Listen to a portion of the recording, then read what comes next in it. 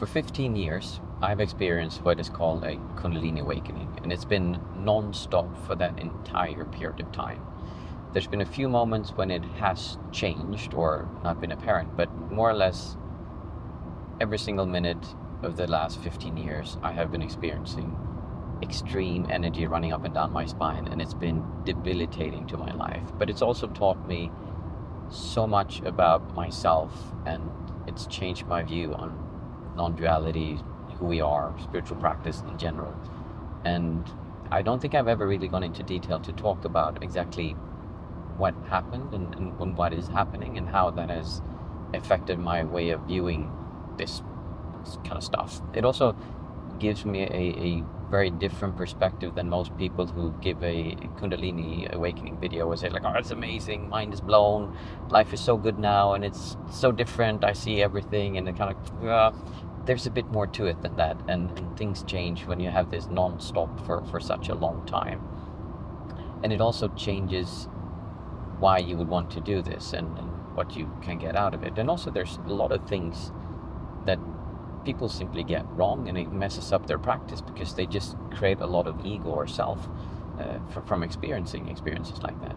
So I'd like to tell you the story of how this happened to me and how it has evolved, because it has evolved into something completely different from when I started, and the way that it is now and where I see it going.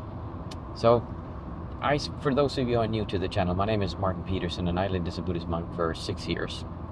I spent most of that time in really intensive meditation centers where we practice 8 to 15 hours of meditation per day. I also focus my practice on enjoying our life here, our life experience, rather than running away and using meditation as a way to escape life and going on to some different realm or communicating with avatars or spirit guides, so that as a way of avoiding being here. Now, when I started out, I was like most people. I had been interested in meditation and yoga. I'd done a little bit, and it's kind of cool to say you meditate, but I had no idea what I was doing. I'd basically sit with my eyes closed and listen to some kind of guided meditation, but I really didn't know what I was doing. And I then started, I became ordained as a monk, and in Sri Lanka, monks don't meditate that much. They're more like priests, so they do a lot of rites and rituals, but I was interested in the meditation part. That was why I ordained. I'm not a religious person, I'm not even a Buddhist person. I just consider Buddhism to be a really good vehicle for doing spiritual practice. So I was fortunate that I ended up in one of the what's called a Goenka retreats, which is like 10-day retreats where you sit, I think it's 10 hours per day, and it's just sitting meditation. And I had my first kind of experience. I was like, wow, this is incredible. Like, something actually happens when I sit down. And I started doing more research, and I went to meditation centers where they actually meditate. Not the Goenka method. It's a very there's a lot of critique to that method, and there's a lot of different opinions of whether it's good or bad or what it's actually doing. But I started out there and I was very happy with it. But then I went to other centers that do different techniques, and I meditated a lot. And I ended up in something called the Mahasi tradition, which is a Burmese tradition that focuses on intensive meditation, where it's basically you wake up, the really intensive centers, you wake up at 3:30 in the morning, and you have a schedule from 3:30 in the morning till 9:30 in the evening. And then if you're serious, you should sit 1 hour before you go to bed. And the schedule is basically you wake up, you chant, and then you sit for an hour, you walk for an hour, you sit for an hour, you eat for an hour, breakfast, and then you sit for an hour, walk for an hour, sit for an hour, and then you have lunch for I think an hour and a half, and then you shower and do whatever you need to do, and then you sit, walk, walk. There's no dinner, you just drink tea, and you sit, walk, and then you do a chant, and then you go to bed, and you sit for an hour, and then you start over. So it's a really different way of approaching meditation than most people are used to. What happened to me after, I honestly don't remember how long into my practice it was, but it must have been around 2010, if I remember correctly. I had been going through, and in this system, there's like a path that you go, kind of, it's very clear map of how you progress in your meditation, and not in, oh, you see these things and that means that, but like really experientially what you experience is quite clear that you progress. And after I had what would be in that tradition called Sotapanna, the stream entry part, I remember sitting at a center in Ella, and I was meditating. Everything was really calm. I was deep in equanimity, and I kind of was like really relaxed, just sitting. And then all of a sudden, it was like I kind of nodded off almost, and then, and it was like someone pulled the plug, and it's like absolutely insane energy started like rushing from my spine, and it went like a water hose, like so strong that my spine just like started cracking, and it made my head kind of pop up like that. I tilted my head backwards, and my eyelids started going like really, really fast. I'm like, oh shit, I'm gonna die. Like I really felt like I was dying, but I wasn't scared or anything. It just felt like, oh, this is it, kind of like that. I'm just disappearing now, and it just tilted my head backwards, and the head just shot up. And eyes, the flickering thing was just such a weird thing, and there was so much energy pumped through my spine that it was just, like I said, imagine having a water hose from a fire truck. Like that's how much it felt like. It was just completely ripping apart everything.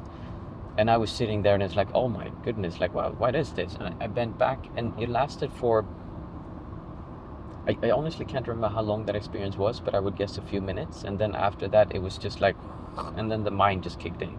And he just started running all these scenarios, like, what was that? What happened? And blah, blah, blah, blah. And I had really bad migraine for 2 days after that. And my meditation just went really kaput after that, because there was like, it was almost like I had a new perspective. Like, okay, I see everything this way, and now there's just a little bit of a tilt. It just looks a little bit different now after this thing happened. So something changed. And I would say that the main change was that my perspective, meaning that I am here and I'm looking there, had changed, and it was no longer so clear that I am here and I'm looking there. It's more that things are just there.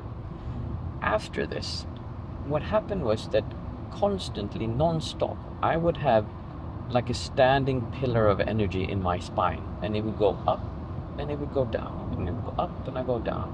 And when I started meditating, it would just turn in. What would happen is that I would close my eyes and I get into the meditation, and I would start shaking on my pelvic, and it would go, and my head would go up like this, and I go down like this, I go like this, and I'm like, I can't do it as much now as it actually was while it was happening. And people would look at me like, what is he doing? Fortunately, I was a monk and had robes on me, so people probably accepted this. But there were some people who were like, oh, just, what are you doing? Like, stop being silly, you're doing that. Like, no, I had no control over this. And this wasn't every now and then. This was literally every single time I would meditate, this would happen. Every single time, for years. And I meditated probably on average like 8 hours per day if you're taking the breaks and everything. Like, every time I sat, this happened, like all the time. So it wasn't like a one-off thing. It was just the way my meditation would work. And still is. And no one could really explain to me. I went to a lot of teachers and people and asked about this, and people had their like thoughts about this, and it's like, oh, it's just Kundalini awakening and stuff, but it just never stopped. And this was in also like a week or two or a month or two. This was 2010, and now it's 15 years later, and I still have this. It has not gone away, but it has changed drastically. So when I first had it, it was really strong, and it would sometimes give me migraines and hurt, and there would be other things associated with it. And I thought, like, how am I gonna, like, what is this? And I felt also, it created a lot of ego in the beginning. Like, oh, I'm special. I have so much energy inside of me. Wow. And when I talk to people, like, wow, I'm so jealous. I wish I had what you had. Like, I wish I had that kind of Kundalini power inside of me. And people speak of it as if it's something good. But gradually, as I started meditating, I also realized that this was lessening, kind of. It was kind of calming down. It would also give me lots of pain points in what they call chakras, and like I could it wasn't that I'm kind of, oh, there they look. No, they would almost be like glowing, pulsating points over my body where people say there are chakras, and not just the big ones, but also some that are quite smaller. They're considered to be like lesser chakras, but they would still be very strong for me, and hurt sometimes as well. My body would turn and twist, and there would be all these weird physical symptoms from this. And if this would have happened to me and I would have not been a monk, it would have completely wrecked my life. I just wouldn't have been able to function. There's no way I could have lived in society with that kind of stuff going on, and my, yeah, there's a lot more to it that I won't go into, how the meditation changed and what I saw and what happened, but it's not relevant to this discussion. I met another person who had something similar, and it was a monk at a center when I was there, and I remember I went up to him, wow, you have the same thing, like I've never seen anyone, like, yeah, like I've had this for years, and I've been able to make it be stronger. I'm like, why would you want to make it stronger? Like, I can clearly see that when I have good meditation, then it gets less. So it was something that was going away and gradually was lessening and lessening and lessening. And for him, it was something that was like a good thing, and he tried to strengthen it. So I had a very different perspective on that.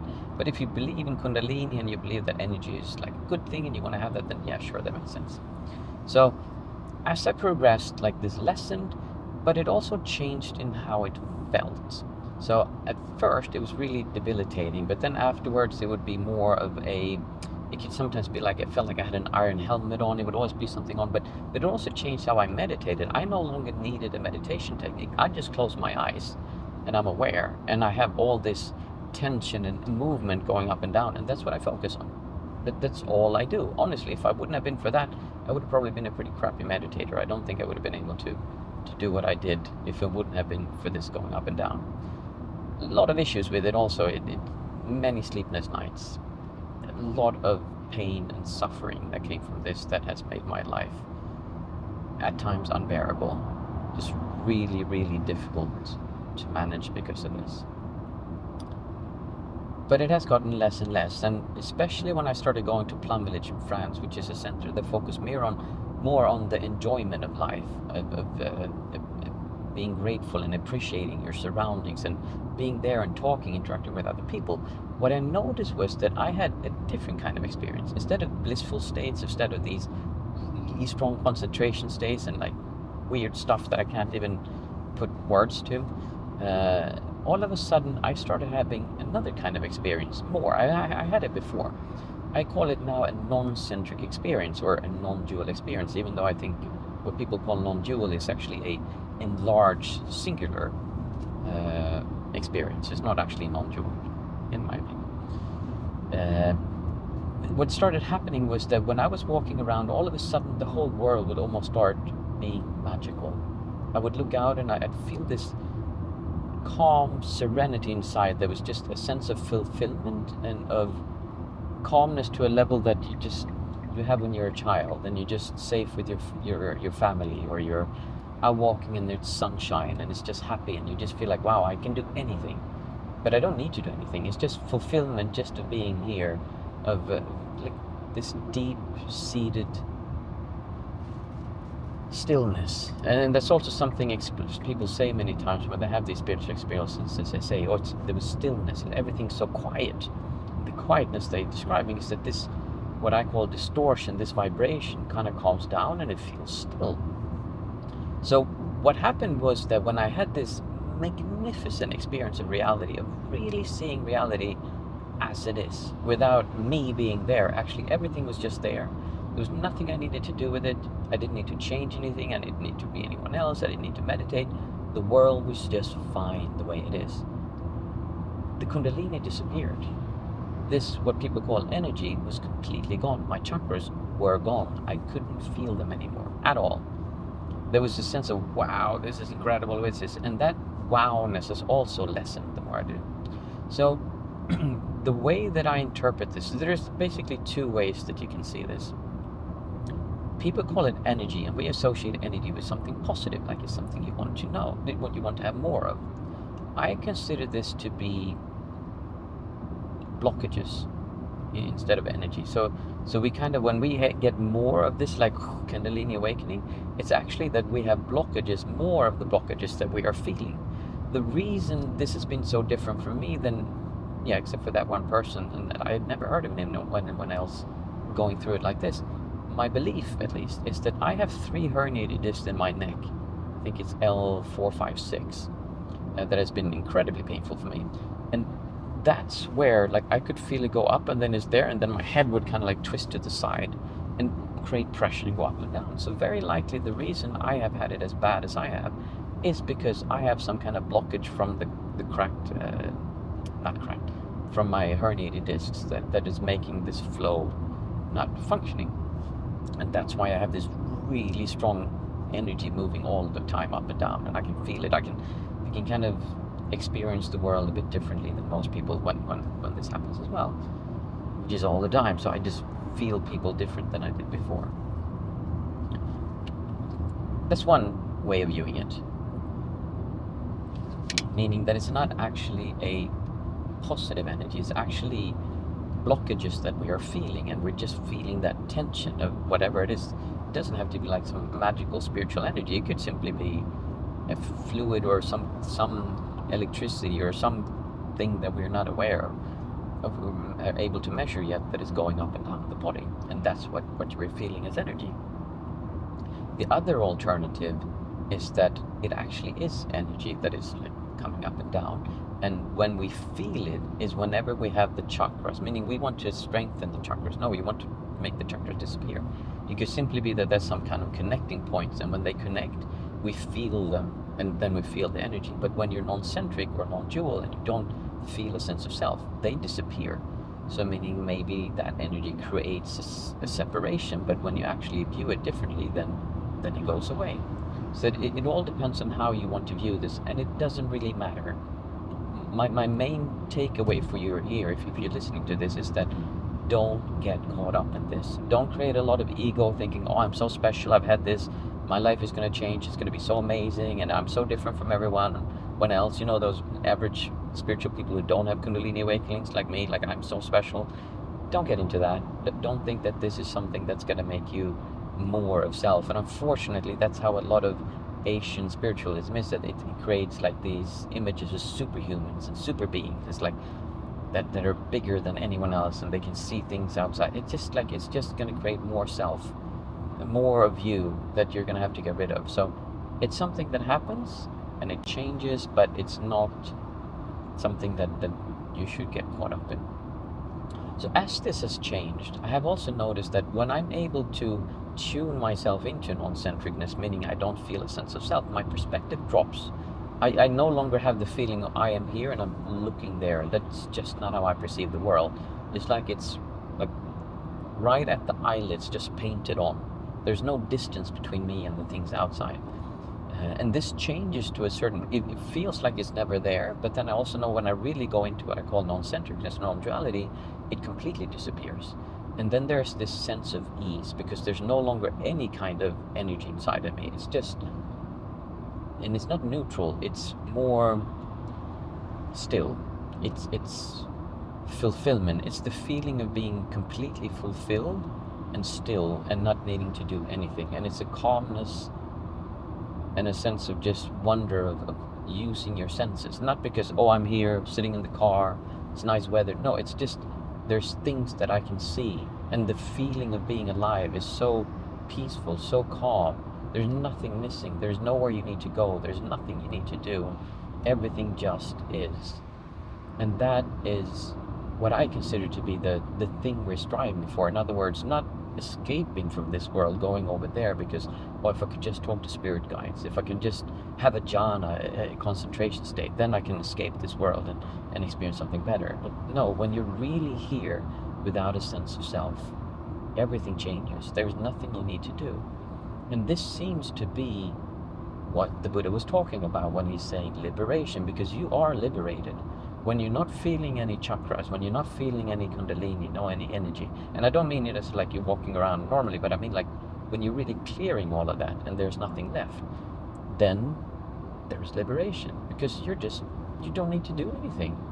You don't need to become successful, you don't need to meditate, there's nothing you need to do. But you also need to do something to get to the point where you don't need to do anything, which is the dilemma. So Kundalini, for me, is completely different than other people who talk about it as this big and wonderful thing and it changes everything.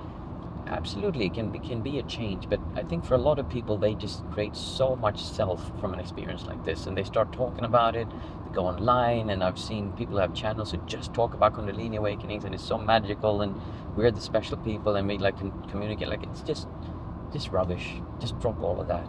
Like there's no need for it. You're just gonna make your practice more difficult.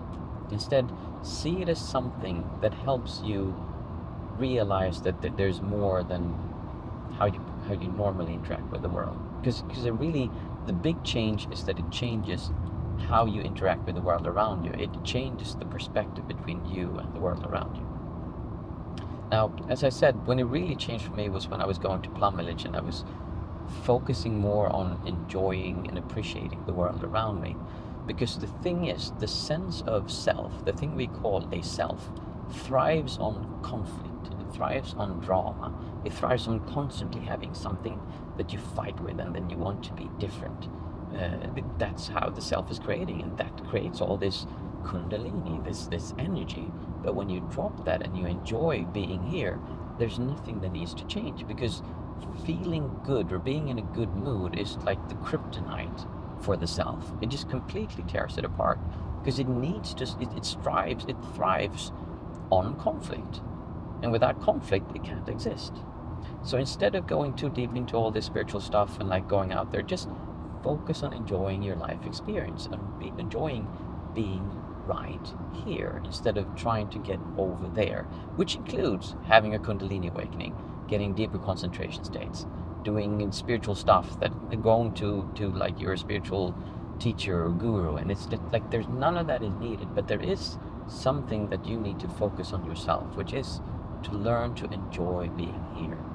And it's a feeling thing, it's not a thought thing. People get so caught up in thoughts, and I'll talk more about that another time, but thoughts are really not as important as you think they are. It's a feeling thing, and Kundalini, the way that it feels, is a feeling thing. Don't get caught up in making interpretations, because no one knows what that's true. I could make 1,000 interpretations of what my experiences have been and what they meant, and I mean, all of them would sound valid, but I could never prove any of them. And I'm sure there are other people who agree or disagree with all of them. So Kundalini awakenings are in a way nothing special. It's just something that seems to happen when we go through certain things. They can be experiences, magical experiences, or as in my case, completely debilitating and absolutely exhausting experiences that last for years or decades. Like, it's literally been 15 years when this happened to me. Now, most of the time, the only thing I feel is a pressure in my spine. You'll see me when if you go to my guided meditations that I have every week, Mondays and Thursdays, you see I'll sit and meditate and I go like this kind of, that's the only thing that's left from this big shaking up and down. And it's also a biofeedback mechanism. I know, thanks to this, how to use my awareness to drop into non-centeredness or non-duality, because that's a choice. It's not something that just happens by saying, oh, I'm enlightened, I'm liberated, I don't need to do anything. I mean, you do need to do something if you want to go there, but striving to go there would hinder you from coming there. So it's a way for me to see, oh, okay, now I'm doing this or I'm doing that, and it helps me to let go of that striving or that distortion, as I call it. So this has probably been a completely different view on Kundalini than most of you are used to, and I hope that you're willing to think again what this really means, and to think again of what you're actually trying to get to, because a lot of people do this stuff because they want to be larger than life. They want to escape this little puny body they have, and they believe they need to become something else, experience something else, instead of actually what it really means is that you need to learn how to enjoy your life experience just as it is. Whatever your life story is, that's not the problem. The problem is you're not able to enjoy and appreciate your life experiences the way it is right now, whatever it may be.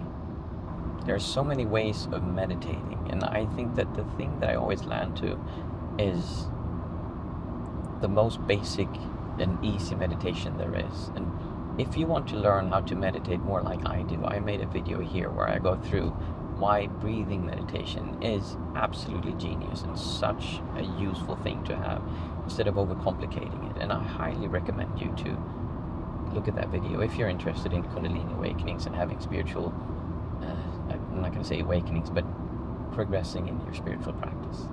So have a look at that next.